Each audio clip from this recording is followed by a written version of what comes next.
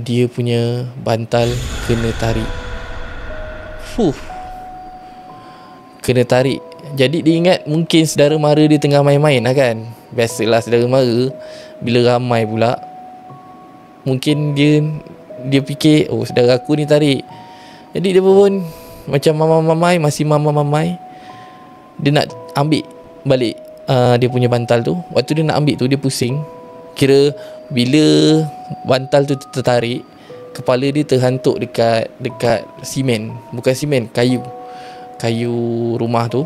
So bila dia pusing, dia nak ambil, dia tengok, dia toleh balik depan. Betul-betul kat sebelah kepala dia. Benda tu tengah berdiri tegak, pandang bawah.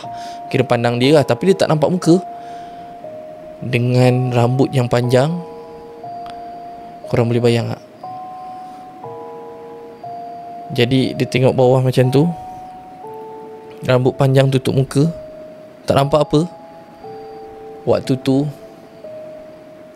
memang dia berdebar-debar gila.